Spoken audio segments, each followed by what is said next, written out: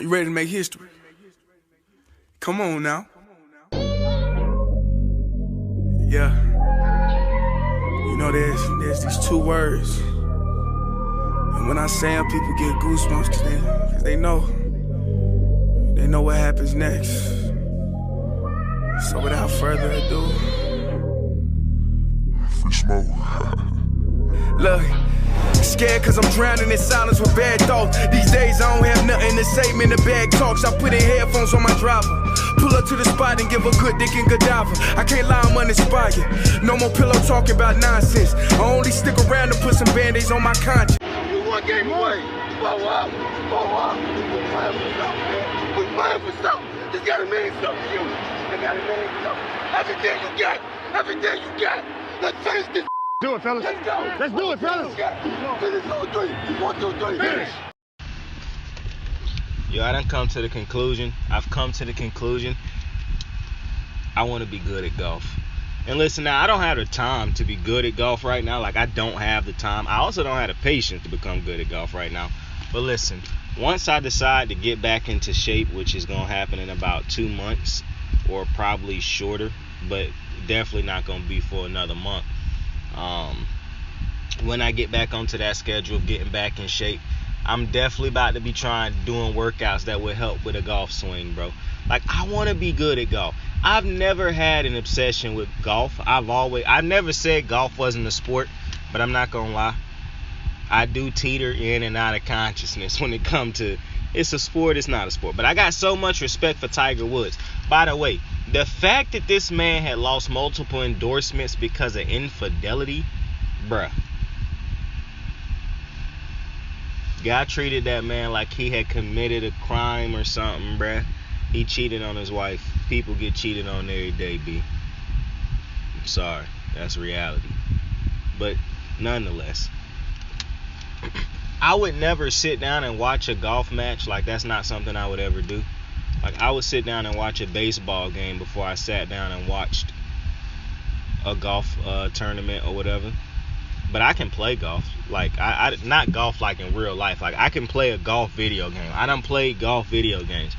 But 2K high is a motherfucker if they thought I was ever going to pay that price for that golf game that they had released like a year ago. I'm never going to pay a $60+ price tag for a golf game. That's just never going to happen. Like, you're going to have to fucking let us get that for about a $40 price tag or cheaper to see if it's going to be good. Because who is buying golf, bro? Like, I understand you're going to have people who buy it to try it out for a quick second or whatnot. They don't even put the shit in the Game Pass.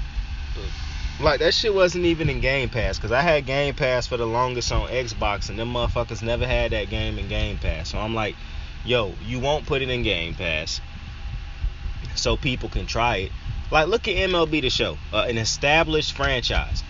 You could get that shit for free through Game Pass, basically. The first year it was out on Xbox. With Fernando Tatis on the front of the thing, which I don't know if sports games know this, but to be able to have a sports game on every console, that does a lot for your sport. Like, it's players who we would never know if not for the fact that if your game is not on other systems. Like, we know players that we would never know if not for the fact that we could play. Like, example, it's players on this MLB The Show game that I would have never known if not for the fact I'm playing this game. Because when you don't play a game, I think it kind of take you, like, you can be somebody who is conditioned and you watch sports your whole life. Like, another example, I watch football, right? I've been watching football my whole life. I played Madden my whole life. I no longer play Madden. I haven't played Madden in like 3 to 4 years, right? Because once I finally made that commitment, I'm never going to pay for this fucking game ever again. Like, this game is trash. I just do not play the game. Now, I'm never going to lose knowledge of football because I don't need Madden to help me understand and know players most people would know, because I'm so ingrained and such a fan of football. I'm a different type of fan. I don't just watch Baltimore. I watch a whole bunch of teams because I'm a fan of a whole bunch of players. So I don't need to play Madden no more. But back in the day when I wasn't as big a football fan, like as ingrained into the game as I am now, I did need Madden to learn about other players and different players on other teams. I don't now, but that's because I done been a fan for so long that I don't need a video game anymore. Same with wrestling. because I watch wrestling. Now wrestling games is fun. Up until 2K like 21, like 2K, like THQ was, oh my god, bro, they was phenomenal. But it's the same way. So for baseball, I didn't know who the fuck Ronald Acuna Jr. was until last year. I didn't know who Fernando Tatis was until last year. I started learning who these dudes was when I was playing that new MLB The Show last year, because I wanted to learn who the good players was on the game. And all the good players, now I knew who Mike Trout was, Mookie Betts, Bryce Harper. I knew who most of these dudes was who had played, like Max Scherzer, because those was dudes who played like when I still had watched baseball. Like I was watching baseball when Bryce Harper and Mike Trout was like the two top dudes in baseball. But I had stopped watching it for a while, so I didn't know all the players. Like, I didn't even know all the players on the Phillies. Gene Segura. Now, I knew Clayton Kershaw. Like, you know what I'm saying? That's another legend who I grew up watching. But having a video game on all these different consoles help grow your sport, in my opinion. But who knows? I don't know how I even got to that, but oh yeah, golf. Golf is an interesting game because I don't think golf would grow that sport, to be honest with you, because it's just not the same. You just got to create, I think they need to create a street golf. Like, you remember them street NFL games, street basketball games back in the day? You can run off the walls and shit like that. I saw it was a street FIFA. I never played that shit. But they need to make a street golf, bro. Like, I don't really want to play no a heavy arcade-based golf game. But, like, a dope-ass street. Because you got to make a golf. The only times, like, I'm not going to lie. I do enjoy playing a golf game here or there, like a realistic golf game. But that's because me and the homie probably smoking, you know, chilling. You know what I'm saying? Listening to music. And just, you know, vibing out. But to play a competitive, fun, fast-paced golf game, that would change everything. I think that's what what do you call it? I think that's what the PGA, or what do you call it? What's golf's thing? Professional Golf Association, right? So I think that's what the PGA need to do. If they're going to create another game, they need to try to create an arcade-based game. Something that's fun. Because these games that they got right now, who is rushing to the store to play those shits, bro? That's all I want to know. But UFC 275. I think this was UFC 275. Glover Teixeira taking on. Now I don't know how to pronounce this man's name. Yuri, or it's either Yuri or it's one of them fucking names. But I don't know how to pronounce his last name, and I'm not even going to try. But it's Glover Teixeira taking on Yuri. With Valentino Shevchenko taking on... how the fuck do you pronounce her first name?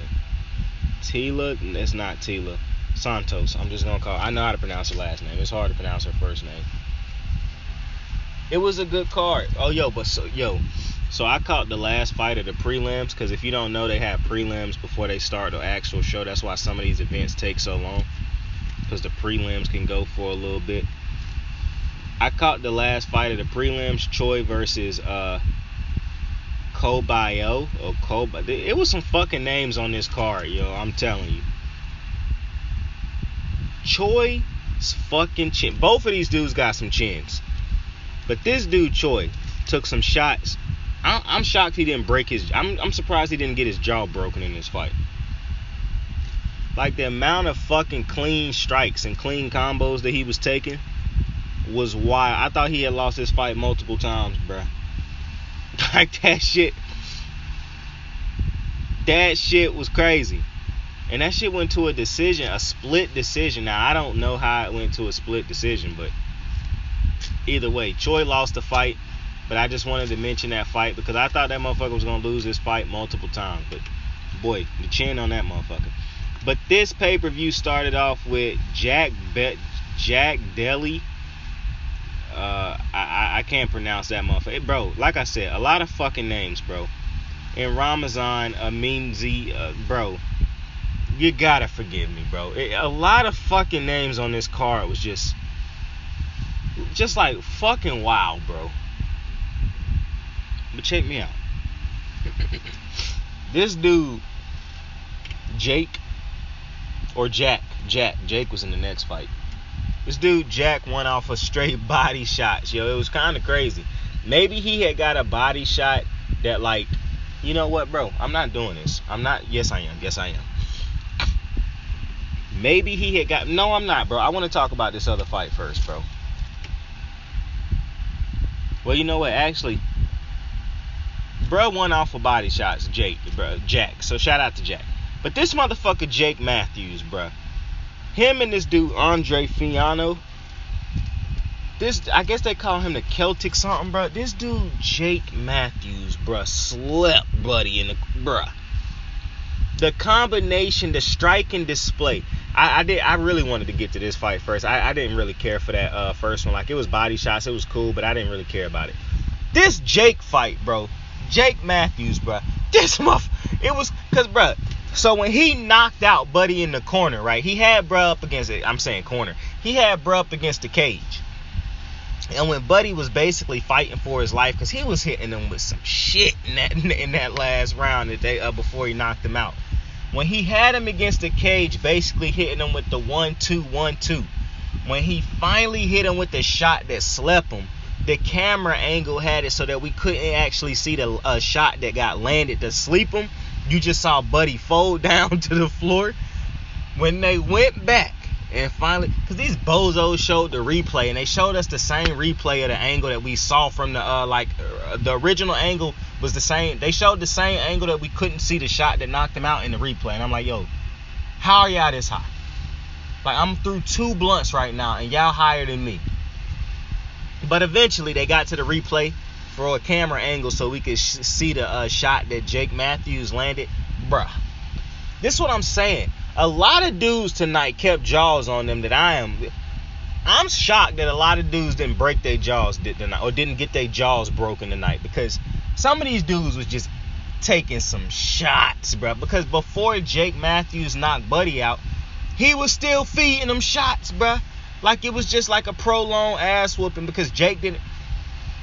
Before he knocked him out, it was like a good 1 minute span before that where he had him woozy, and he could have knocked him out at that point, but he didn't really hunt him down. He stayed patient until he got that opportunity again. Like, he was clearly the faster striker, and he got knocked down at the end of the first round, but that wasn't a knockdown. He got tripped. I remember they was acting like he had got knocked down on commentary. I was like, damn, I really missed that, because I did not see Buddy land a punch, but they corrected that when the second round started. But when he got him against that cage, and they showed the replay of the fist of the hit that actually put Buddy to sleep, that folded him, I'm like, Jesus fucking Christ, bro. Like, this is what these dudes sign up for. This is why I'm always gonna feel like, I'm telling you, the UFC that's why Dana has so much shit to say about that golf shit, where that new golf organization is paying these dudes a salary of $1 million+ or like hundreds of millions of dollars to come over there and play in their tournaments. Let that shit happen to the UFC. You put these dudes on salary to where it's not about them just winning to get good contracts. They get a set great salary. I'm telling you, that could create laziness, but it also could create some motherfuckers who's some monsters who ain't got to worry about all this other shit now, because they actually got a salary now. Now they can want to fight. But I'm telling you, bro, this what you signed up for. Like, dude was against the cage, and you just know he trying to put, like, he already dazed and, you know, probably concussed from all the shots he already done took. But that last shot that put him down, bro. I mean, that shit was brutal. To me, that was a knockout of the night. And I'm glad that the last fight ended in a submission, because I think you can get a submission of the night and a fight of the night and a knockout of the night. The last fight definitely gonna be the fight of the night, but this fight right here, it's not the fight of the night, but I definitely think it should be the knockout of the night, because he just slept, Buddy. Like, he just slept, old Buddy.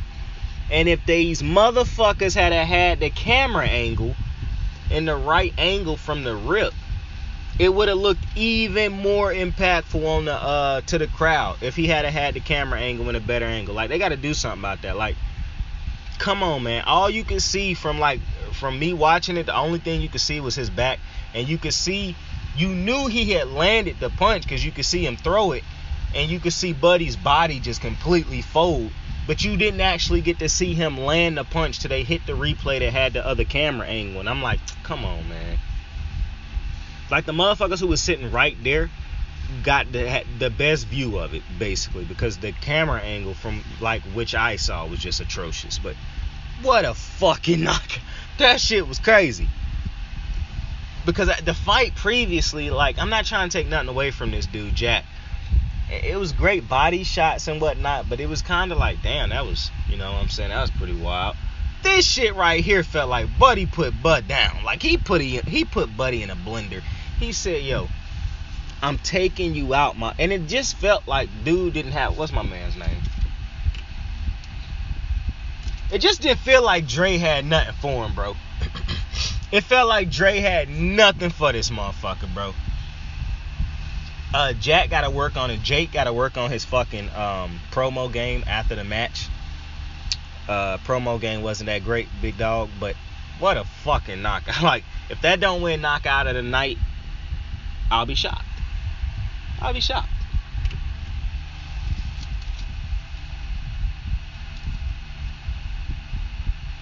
Okay, now we're getting into the big dog fights. I don't know what was about to come out my mouth. Zhang Weili taking on Joanna and Jacek. Okay, so this was a very sad fight for me because, you see, I knew Weili was going to win this fight, and she did. And I knew that Joanna and Jacek was also going to retire after this fight, and she did. And, bruh, she said after the fight, after she retired, she said she felt like she let Dana and Daniel Cormier down and and I'm just like, yo, I hate that that's how a legend like her have to feel after a loss, because this is the fight game. The reality is, in the fight game, you can only go out one way. Henry Cejudo and guys who retire in the fight game, like early in their careers without a loss or whatever, they do that, but they never really truly satisfied. That's why they always come back. It's only through like a lot of money outside of that profession that they can make outside of the octagon or something else that can truly keep them away to never have them come back. But most of them always get that itch and come back, and it always ends the same way. The old dog usually get put down because you're not as fast, or as, you know, just the young people who is great come back. And Weili's so much big. Like, I could see from Weili's frame, she was bigger than Joanna and Jacek. And so I hate that she felt like, you know, she let anybody down, because that's just the fight game. You know what I'm saying? Most motherfuckers in the fight game go out with an L. It's just the way it is. It don't never end the way you want it to end, especially when you legends, because the legends want to go out on their sword. You know what I'm saying? They don't know how to step away from the game. So Joanna and Jacek I think she the greatest champion of her division of all time. Like, Rose was a good champion, but she never had, to me, any dominant championship reigns. Weili was a good champion. She didn't have a decent or good dominant championship reign. Joanna and Jacek, to me, is the greatest champion of that division. And so she got nothing to... She been out of the cage for 2 years, bro. This is just how it goes. It's hard to step out of the octagon for 2 years, come back and beat somebody who done been active within the last year or so. It's just hard. And so I hope she... I don't know if her next job gonna be on commentary, or if she get into the pro wrestling scene. I don't know what she gonna do, but I hope she... You know, because she a legend, bro. She one of the greats that I got to grow up watching. She lost this fight from a spinning back fist, even though she was pretty much getting dominated in the first round, because Weili was able to get her to the ground. It had some vicious ground and pound, some elbows she landed. And so in that second round, Weili was able to hit her with a spinning back fist that just put Joanna to sleep. You know what? That could end up being the knockout of the night also.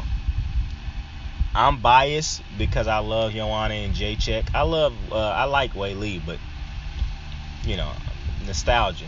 So I'm big on Joanna and Jacek. But, you know, I thought she was going to retire after that last Weili fight. I thought she won that Weili fight before, but I'm not mad at them for giving. Like, that's not a decision where that was probably my biasness too. So I'm happy she ain't going to be able to get her face fucked up like that no more, bro. Because that shit could not have been healthy for her face to look the way it looked after that fight that she had with Weili a couple years back. But, you know, she going to be her legend in most people's eyes, regardless, if not everybody's eyes. You know, she can chill now. She got nothing to prove. She had nothing to prove anyways. If anything, she was just trying to re-get to the mountaintop, prove something to herself. But, you know, younger competition, younger animals, man. It's just the nature of the fight business, man. That don't take nothing away from her impeccable career. Takes nothing away from her impeccable career. But she did win. Congratulations to Weili. Now, something I want to say. I just got to say this.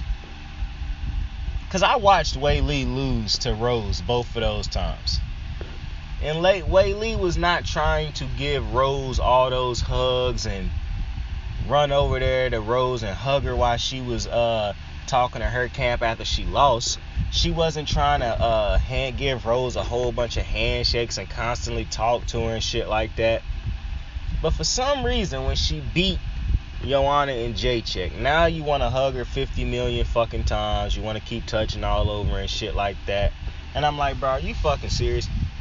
You wouldn't even let her be down on the ground and recover with her own team because you trying to hug her and all this type stuff, bro. Like, bro, I understand showing Joanna and Jacek respect, but at some point in time, that shit become kind of disrespectful because you don't have that same type of energy when you lose. But now you want to do, because if I guarantee you, if Joanna and Jacek had won this fight, Weili wasn't doing all this hugging and she wasn't going to try to make her way over there and do all that hugging and shit.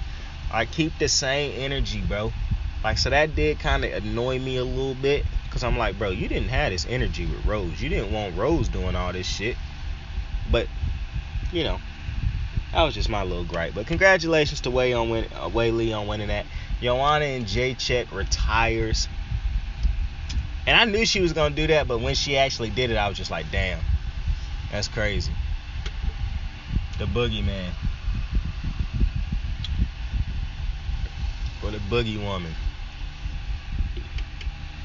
I saw this video a couple weeks ago of these reporters trying to hit on Joanna and Jacek. Get it how you live, big dog. The next fight was an interesting one. The co-main event was Taila Santos versus Valentino Shevchenko for the championship. I cannot remember what weight class this was. That is my fault. This was an interesting fight.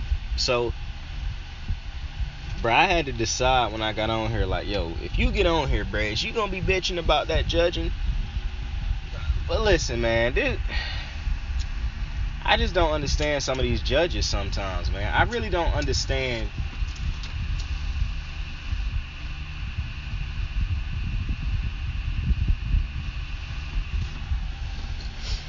I just don't understand because I thought Valentino Shevchenko lost this fight.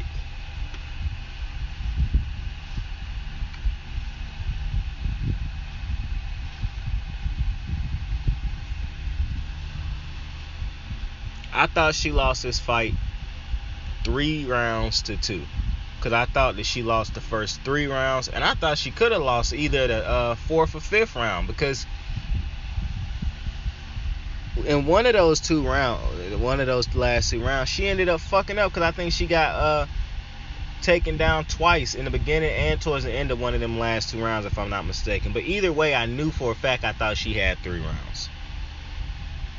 The problem came when, at some point in time early in that 3rd round, Valentino Shevchenko and Santos had they headbutted each other, except for the headbutt was Valentino Shevchenko's forehead to Santos's eye, and that swole her shit up. and she couldn't see out of the rest of the fight, basically.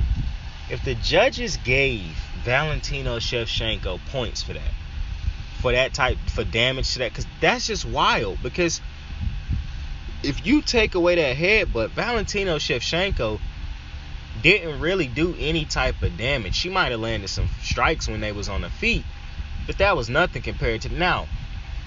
If you want to make an argument that when Santos had Valentino Shevchenko on the ground, she wasn't as active as Valentino Shevchenko was, even when she had the dominant positioning, then you got me. But if that's the case, then we're going to have to do some talking about ground control and stuff like this, because I done seen fighters win fights just off of having ground control for a long time. Wasn't doing shit on the ground. They just had ground control, so for that reason, they ended up winning the fight. And I done seen motherfuckers lose fights because they had ground control, but they was said that they didn't do enough damage from the ground. So I'm confused as to how they is refereeing this wrestling ground control type shit. Like, that is very confusing. Because if that's the case, if we saying that she didn't do enough damage on the ground, then cool. It's hard for me to. I don't do this often, so I really don't care what people think about me saying this. I didn't look at this fight and think to myself, Valentino Shevchenko won this fight. And usually I understand you got close fights here and there. I understand that. The last fight, the main event, was a close fight up until like the last couple rounds where you knew for a fact Teixeira was about to win that fight if it went to a decision. This fight, to me, for the most part, it felt and looked as though Santos was dominating this fight, basically, and it just changed because she couldn't see out of her eye because of a headbutt. And I saw how how that shit fucked her up, and I was like, it's gonna be a real shame if she loses this fight just because of this damn headbutt fucked her vision up. And she ended up losing that fight. Now, I'm not mad. Like, I would be mad if I was Santos, but shout out to her. She didn't complain about it or nothing like that. And I really don't like saying complain about it, because if she had been mad about it, it's not really a complain type of thing. But I understand people saying if she should have done more on the ground when she had those controls. Even though she had to wrestle to get those positions, I think it's just, I don't know, man. Because I'm trying in my head to draw up how Valentino... Because Valentino Shevchenko fought I just don't think Valentino Shevchenko won this fight. I'm just being honest with you.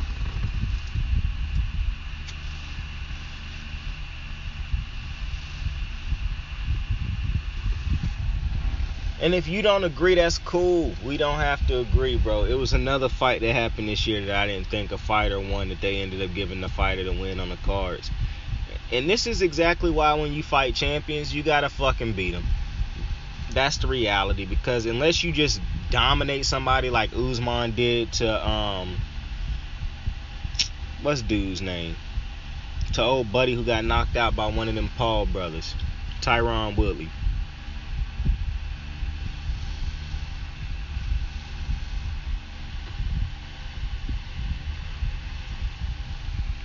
Unless you dominate the champion like that, most of the time they be like, you gotta knock him out or submit him to take the title off of him. And I don't really agree with that, because that just kills any type of close fight. Like, you shouldn't just reward a champion the belt off of a close fight if they didn't win that close fight. It is what it is.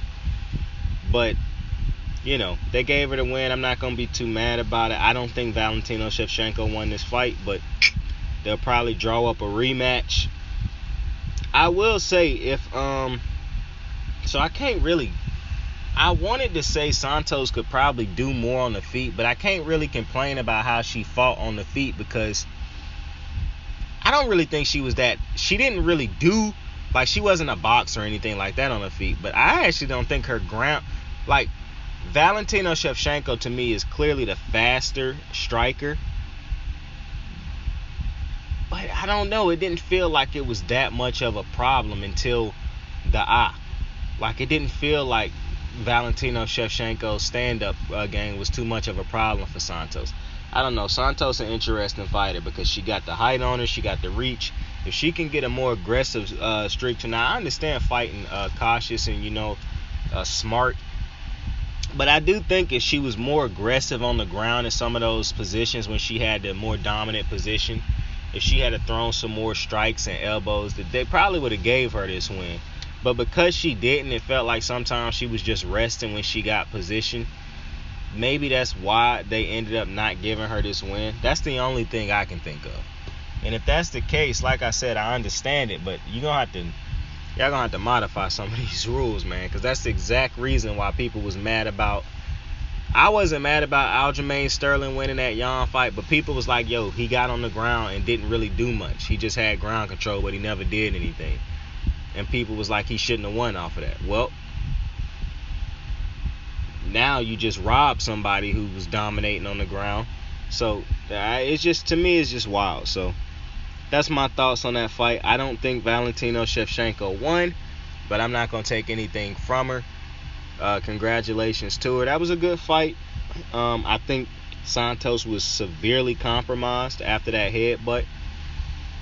But, you know, it is what it is. In the main event, we flying through these motherfuckers. Glover Teixeira taking on Yuri. What a fucking... For this definitely going to get fight of the night. Like, I don't even think... At first, I thought that Valentino Shevchenko's and Santos fight could have possibly gotten fight of the night. This definitely had to be the topic. So we crowned a new lightweight heavyweight champion tonight, and bruh, respectfully, I'm saying this out of respect, all due respect, Glover, my guy, that was sad.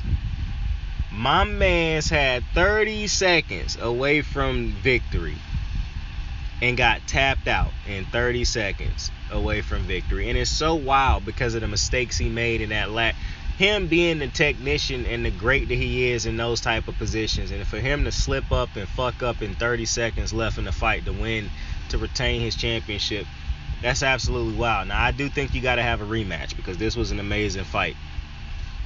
And it was an amazing fight for a couple reasons. Yuri is a very strange striker. Very strange striker. Strange to the point where I think it's a little bit undisciplined at times. Because he do have a lot of openings. And while he was landing on fucking Glover Teixeira, he was beating his head in like a bongo. But it don't feel like he was throwing the power strikes like Volkanovski was throwing against the Korean Zombie. Like, it felt like he was teeing off, but just not on the level of which, not with the power that Volkanovski was. And it kind of felt like that was happening because Teixeira was just so slow and gassed at one point in time. And I saw that he said after the fight he took a body shot at some point in time in this fight that really fucked up his breathing or something. I could tell because the way he fought like the last 3 rounds where it felt like he won some of these rounds because he was able to ultimately get the takedown in the ground and pound, but he never was able to finish the ground and pound. He was never able to lock in one of those submissions and finish Yuri off.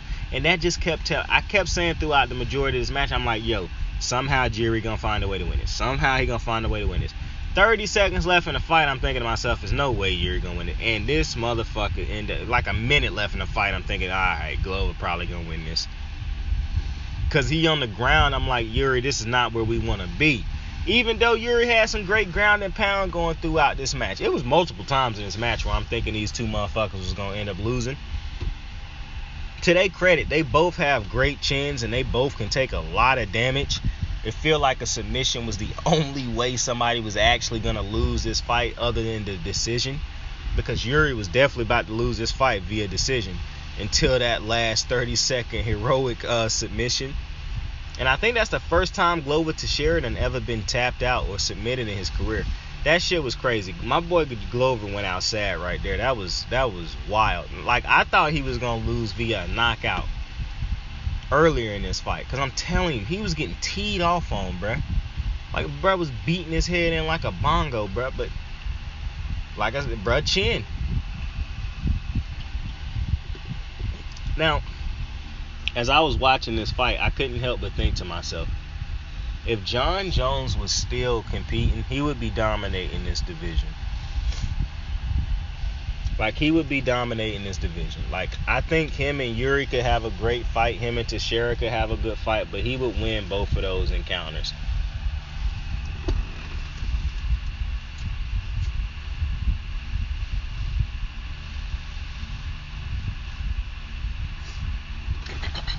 Because Yuri was about to lose his fight.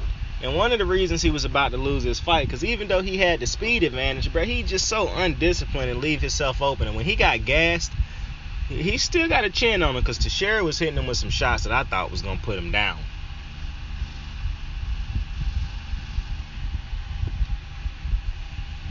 And it was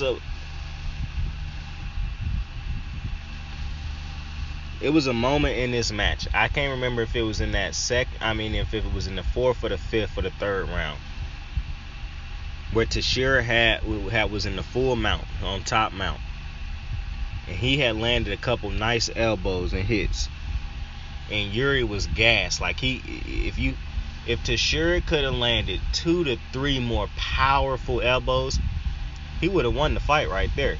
But he was so tired, he just couldn't put it together. He couldn't put together the kill shots to end off Yuri. He kept giving Yuri breaks to recover in between some of these shots and shit. And that's why I think Yuri ultimately survived this fight and took it at the end. And because he wasn't able to keep that pressure on him, because I think he was so gassed and tired throughout this, I think that was his age catching up to him, Teixeira.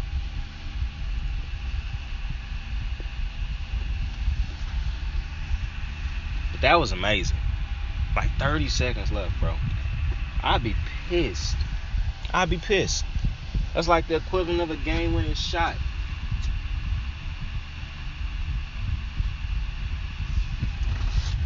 But with that, I appreciate you for joining me. Another episode of Kickin' with Saint, UFC 275 breakdown. Another UFC breakdown. It was a great night. It was a great night of fights. I enjoyed it. Tell somebody you fuck with him. Tell somebody you love him. Saint out. Scared cause I'm drowning in silence with bad thoughts. These days I don't have nothing to say, man, the bag talks. I put in headphones on my driver. Pull up to the spot and give a good dick and Godiva. I can't lie, I'm uninspired. No more pillow talking about nonsense. I only stick around to put some band-aids on my conscience. I don't know why I feel so bad, nigga. That's what we do, no foundation. We don't build no more, we just screw. Half a bottle of Henny, girl, I'm going with the wind. The same niggas say they happy for me, ain't want me to win. So I'm done on my friends. Don't need help popping Coronas and reminiscing. I just call up Big Bro J and say it's time for venting. If I live forever, I hold this hate for some centuries. You don't know how much of how you doing what it meant to me, but motherfuck all that. I don't even offer up the time to make the call back. Stupid Lodo.